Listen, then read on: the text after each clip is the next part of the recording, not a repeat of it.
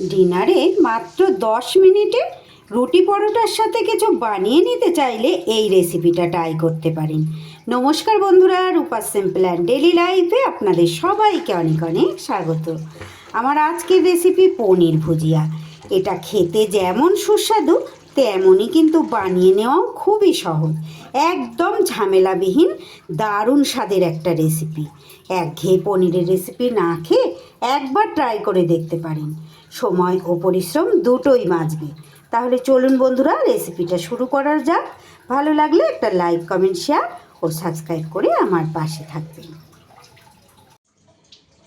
রেসিপিটার জন্য এখানে আমি নিয়ে নিয়েছি 300 গ্রাম পনির। পনিরটাকে আজ আমি কাটবো না বন্ধুরা, পনিরটাকে এইভাবে আমি হাতের সাহায্যে একটু ভেঙে নেব। আমি পিস পিস করে কাটবো না, একটু ভিন্ন রকমের পনিরের রেসিপি আজ আমি আপনাদের সঙ্গে শেয়ার করব। সব সময় তো পনির পিস করে কেটে পনিরের বিভিন্ন রকম রেসিপি খেয়েছেন, আজকের রেসিপিটা কিন্তু একদমই অন্যরকম। আমি এখানে 300 গ্রাম পনির নিয়েছি বন্ধুরা, আমার কাছে ছিল বলে আমি এতটা বেশি নিয়েছি। আপনাদের কাছে অল্প পরিমাণ পনির থাকলেও কিন্তু এই রেসিপিটা তৈরি হয়ে যাবে আর দারুণ লাগবে খেতে। আমার চ্যানেলে নিত্য নতুন রেসিপি পেতে প্লিজ বন্ধুরা আমার চ্যানেলটাকে সাবস্ক্রাইব করুন, পাশে থাকা বেল আইকনটা অল করে রাখুন, যাতে যে কোনো রকম নতুন ভিডিও আপলোড করলে সাথে সাথে আপনাদের কাছে নোটিফিকেশান পৌঁছে যায় আর আপনারা আপনাদের সুযোগ মতো সময় মতো দেখে নিতে পারেন। কথা বলতে বলতে পনিরটা কিন্তু আমার হাতে করে, খুব যে একেবারে চটকে ওইভাবে করতে হবে তা না, এরকম হাতের সাহায্যে একটু ভেঙে নিলেই কিন্তু হবে। আমি পুরো পনিরটাকে এইভাবে হাতের সাহায্যে ভেঙে নিলাম। আমার আজকের রেসিপি যদি আপনাদের ভালো লাগে প্লিজ বন্ধুরা ভিডিও শেষে একটা লাইক, কমেন্ট আর বেশি বেশি করে একটু শেয়ার করে দেবেন। সুন্দর করে পনিরটা আমার ভাঙা হয়ে গেছে। এদিকে আমি একটা বেশ বড় সাইজের আলুকে একদম ছোট ছোট করে কেটে নিয়েছি। ঠিক এইভাবে দেখুন বন্ধুরা, ছোট করে ডুমো ডুমো করে কেটে নিয়েছি। এইভাবে কিন্তু ছোট করেই কেটে নিতে হবে, যাতে তাড়াতাড়ি তেলের মধ্যে ভাজতে ভাজতেই এটা সিদ্ধ হয়ে যায়।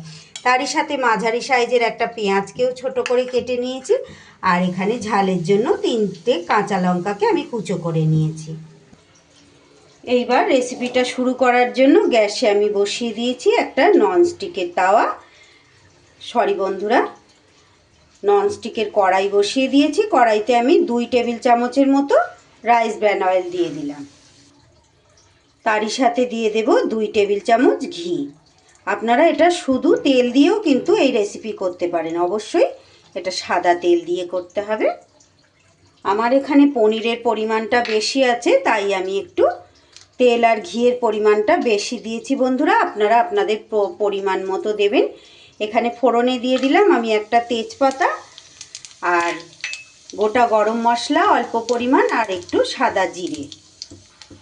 ফোড়নটা ভাজা ভাজা হয়ে গেলে এবার দিয়ে দেব আমি কেটে রাখা আলুগুলো। খুব কম সময়ে এটা হয়ে যাবে বন্ধুরা। রাত্রিবেলা ডিনারে কি তৈরি করবেন রেসিপি ভাবছেন, যদি অল্প পরিমাণ পনির থাকে তাহলে কিন্তু চট জলদি এই রেসিপিটা তৈরি করে নিতে পারেন। আলুগুলো একটু ভাজা ভাজা করে নিতে হবে, আলুটা যাতে তাড়াতাড়ি ভাজা হয়ে যায় আর তারই সাথে সিদ্ধ হয়ে যায়, তাই আমি এখানে একটু নুন দিয়ে দিলাম। আলুটা আমার ভাজা হতে হতে আমি চট করে একটা মশলার পেস্ট তৈরি করে নেব।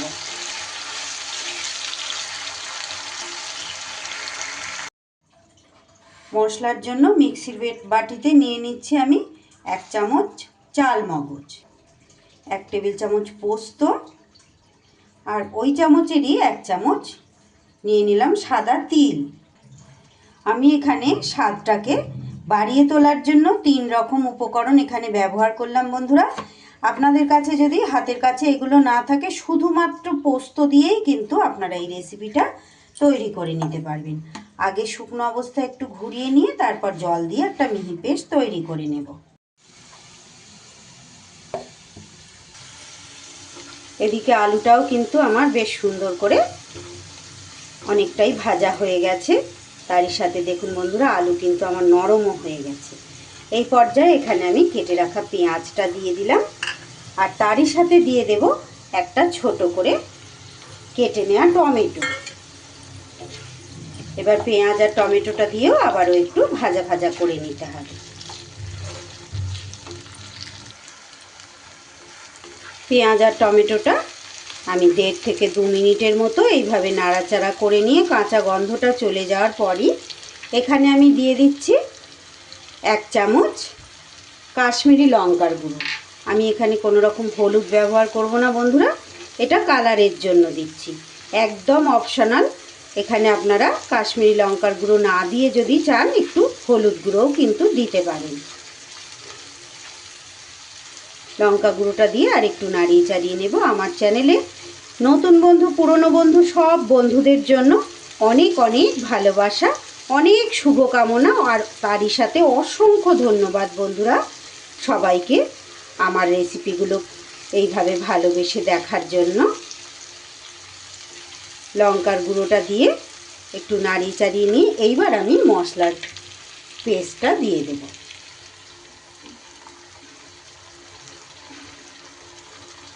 মাত্র 10 মিনিটেই এই রেসিপি আপনারা তৈরি করে নিতে পারবেন। এবার একটু কষিয়ে নেব মশলাটা। মশলা থেকে যখন এইভাবে তেলটা আলাদা হয়ে যাবে, এইবার এই পর্যায়ে আমি এখানে ঝালের জন্য কাঁচা লঙ্কা কুচিটা দিয়ে দিলাম।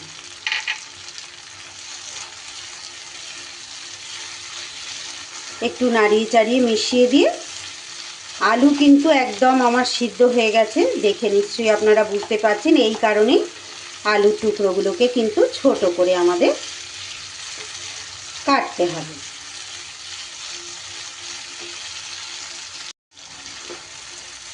এইবার আমি এই পর্যায়ে হাতে করে ভেঙে রাখা পনিরটাকে দিয়ে দেব। পনিরের জায়গায় এটা কিন্তু আপনারা ছানা দিয়েও করতে পারেন বন্ধুরা, এই রেসিপি কিন্তু ছানা দিয়ে করলেও ভালো লাগবে। এইবার আলুর সাথে মশলার সাথে একটু পনিরটাকে মিশিয়ে নিতে হবে ভালো করে। আমার রেসিপিটা যদি ভালো লাগে প্লিজ বন্ধুরা একটা লাইক করে দেবেন, আর ছোট্ট একটা কমেন্ট করে জানিয়ে যেতে ভুলবেন না যে কেমন লাগলো। ভালো লাগলে বন্ধু বান্ধবের মাঝে একটু বেশি বেশি করে শেয়ার করে দেবেন, আর অবশ্যই বাড়িতে আপনারা এইভাবে একবার ট্রাই করে দেখবেন। একদিন তৈরি করে খেলেই আপনাদের বারে বারে এটা কিন্তু তৈরি করে খেতে মন চাইবে।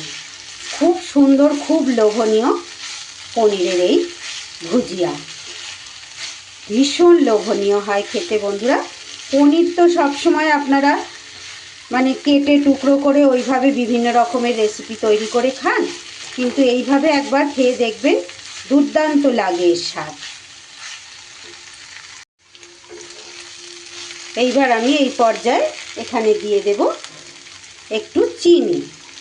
পনিরের রেসিপি একটু মিষ্টি দিলে ভালো লাগে খেতে, আপনাদের অপছন্দ হলে চিনি স্কিপ করে দেবেন, তবে একটু চিনি দিলে কিন্তু খেতে খুব স্বাদ হয়। খুব সুন্দর করে চিনিটাও আমি মিশিয়ে নিয়েছি। এইবার আমি মিক্সির বাটিটা ধুয়ে একটু জল এখানে অ্যাড করে দিচ্ছি। আরও 1 মিনিটের মতো এটা নাড়াচাড়া করে নিয়ে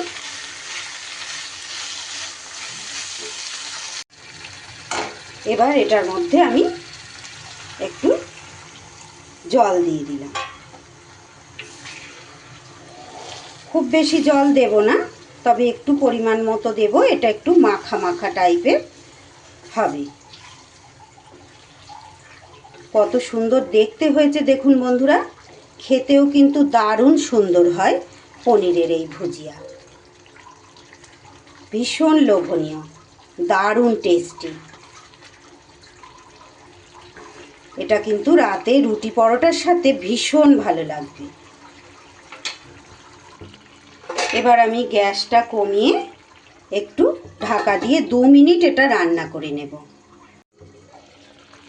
গ্যাস কমিয়ে 2 মিনিট রান্না করে নেবার পর এইবার ওপর থেকে ছড়িয়ে দিতে হবে একটু গুঁড়ো গরম মশলা। এবার ভালো করে একটু মিশিয়ে দিতে হবে। এই সময় নুনটা একটু অবশ্যই চেক করে নিতে হবে, যদি কম হয় এখানে দিয়ে দিতে হবে, দেখুন বন্ধুরা কত সুন্দর হয়েছে, দারুণ লোভনীয়। আমার রেসিপিটা কিন্তু একদম তৈরি হয়ে গেছে। গরম মশলাটা আমি ভালো করে মিশিয়ে দিলাম। আপনারা চাইলে এখানে একটু কসুরি মেথিও অ্যাড করতে পারেন, তবে আমি এখানে কসুরি মেথি দেব না। কসুরি মেথি দিলেও কিন্তু এখানে খেতে ভালো লাগবে।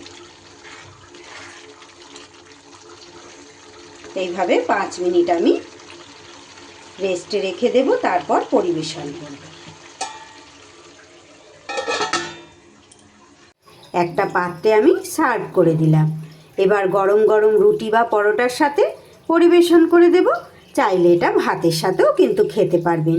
রেসিপিটি যদি ভালো লাগে প্লিজ বন্ধুরা একটা লাইক, কমেন্ট, শেয়ার ও সাবস্ক্রাইব করে আমার পাশে থাকবেন। সবাই ভালো থাকবেন, সুস্থ থাকবেন। সকলকে ধন্যবাদ।